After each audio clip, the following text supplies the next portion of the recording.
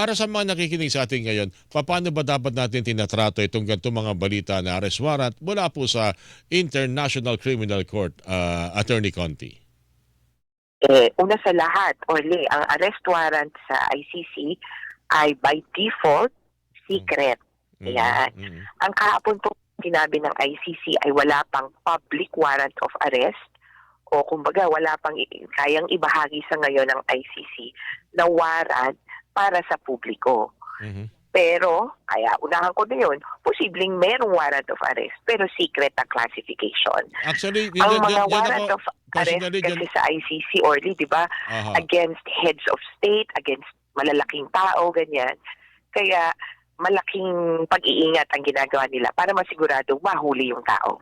Ba't hindi na sabihin kaya ng ICC kung may arrest warrant o wala? May arrest warrant o ba? Wala. Pag may, kahit siguro yan, meron. Kasi yung kasi parang medyo hindi naiintindihan, hindi na wala doon sa sistema ng pag-serve ng warrant of arrest ang pamilyar ang mga Pilipino, no? Attorney Conti. Oo nga pero yung ganun kasing pagpapasya, nasa huwes din yun kung public ang warrant of arrest. Mhm. Yun yung nila kumbaga kalakaran nila dahil nga malalaking tao talaga ang magiging subject nitong mga warrant. Mhm. Dito din naman sa Pilipinas, di ba, may iba dyan na nagugulat na lang sa pag-issue ng warrant. Na meron Kaya hindi din naman kakaiba, di ba, na talagang hindi may elemento ng surprise sa pagpapaaresto ng warrant. And pangalawa, sa totoo, kung kumbaga, anong gagawin ng publiko kung may sinabing may warrant of arrest? Wala namang citizens arrest ang ICC, wala silang pagganon.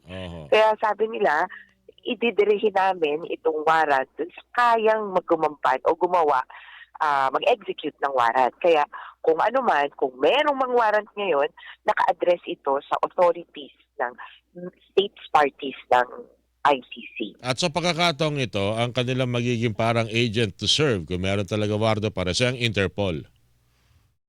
Posible, pero yung mismong pag-serve, to clarify, ay dapat pulis natin.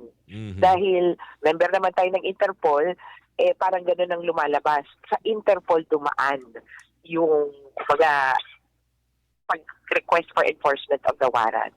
Kasi ang pagkakatanda ko sa kaso ng dating Pangulong Duterte, days before na paulat na yan Kaya nga parang may usap-usapan nun na nung nagpunta ng Hong Kong ang dating Pangulo, baka nga hindi na bumalik dahil may nakabag dito.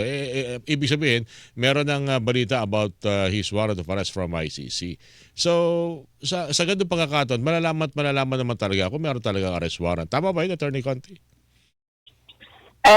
Ito nga kay ba't ba ito? Diba buwan-buwan nang alam natin. Ilang buwan na ba itong nagtatago?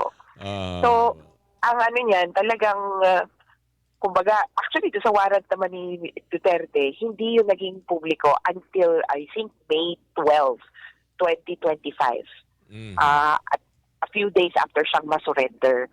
Kailangan kasing i-reclassify as public yung dokumento ng judges ng ICC. Okay. Alam ko parang nakaka-frustrate na, bakit hindi man lang natin nalaman? Meron na pala, February pa, nag-apply.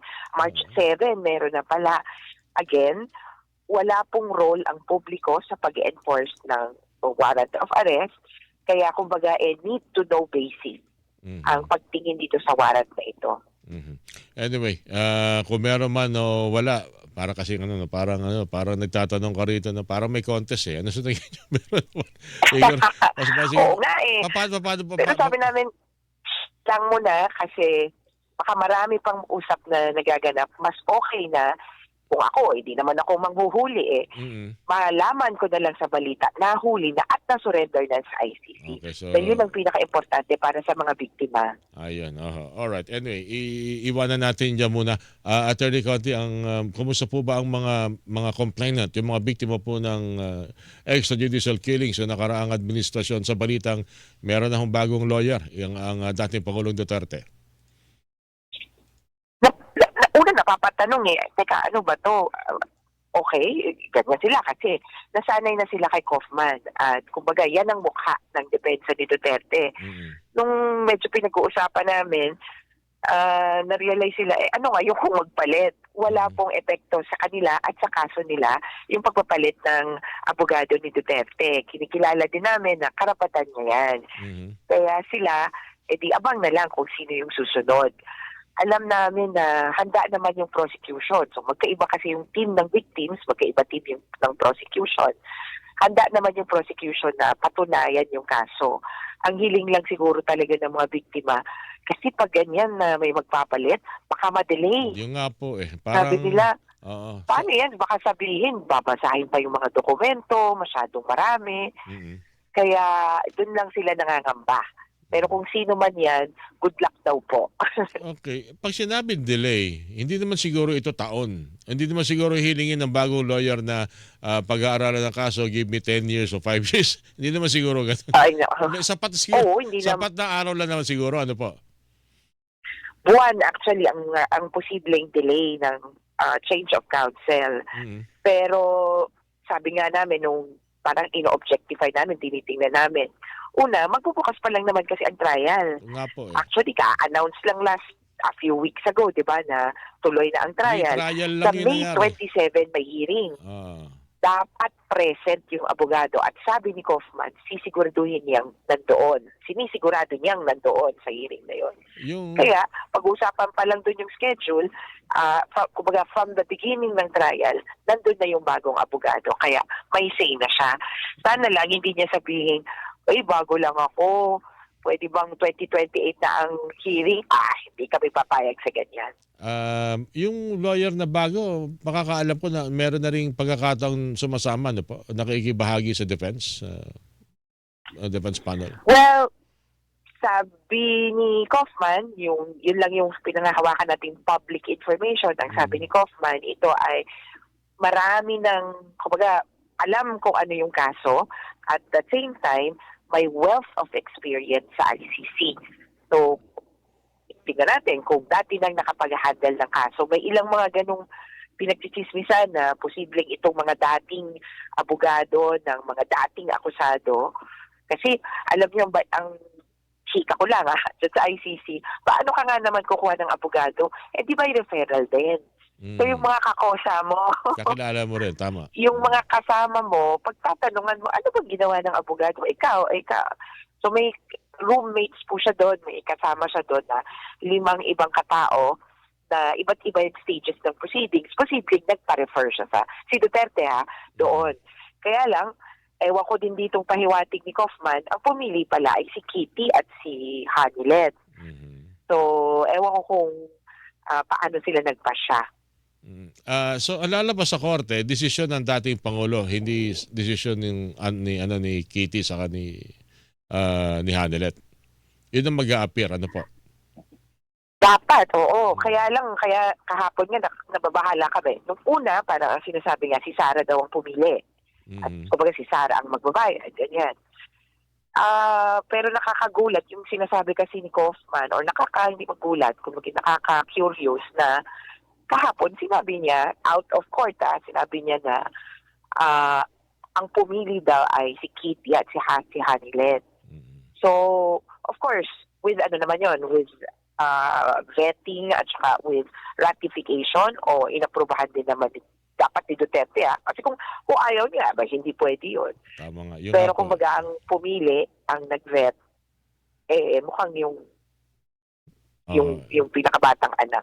Anyway, ang mag-a-appear talaga ay desisyon ng nasasakdal. Kasi kahapon. Oo, kasi may pirma yan, binagyan nyo kawan. Dami tumas ang kilay. Pinaltan. Dami tuloy tanong. Siguro kaya pinaltan kasi ganito, ganyan. So, anyway, those are just speculations na naman, Attorney Conti. Oo, tsaka sila yan. Mahirap namang pangibabawan o kaya pangunahan. So, kung ano man po ang thought processes nila, sila na po yan ang sa amin o paano yan ngayon sa trial. Kaya good luck lang talaga sa kanila. Sa pangkalatan, hindi naman nangangamba ang mga biktima? Hindi Oo, sabi nila, iisipin pa ba namin yan? Dami namin iniisip sa buhay namin.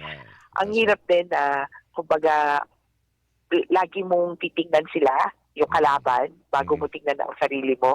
Kaya sa ngayon, nagpo-focus po kami sa alam po namin magbubukas sa bahagi ng mga biktima ng applications ulit Alright. to participate in the trial. Tapos maraming nagsasabi na, oo nga, no, pwede pala ako. Kung dati po medyo hirap sila, nag-iisip-isip. Ngayon mukhang marami na ang nagvo-volunteer. Kaya yun po ang pinaghahandaan namin. Abang lang po sa, as in, go signal ng pag-apply ulit as participating victims in the case. Attorney Conti, kami po nagpapasalamat sa inyo binigyan ng pagkakataon ngayon po umagang ito. Sa ulitin po ma'am at ingat po kayo palagi, Attorney Conti. Thank you po sa inyo. Salamat, ingat. Assistant to Counsel, International Criminal Court, mga kapuso, Attorney Cristina Conti, ang inyo pong napakinggan.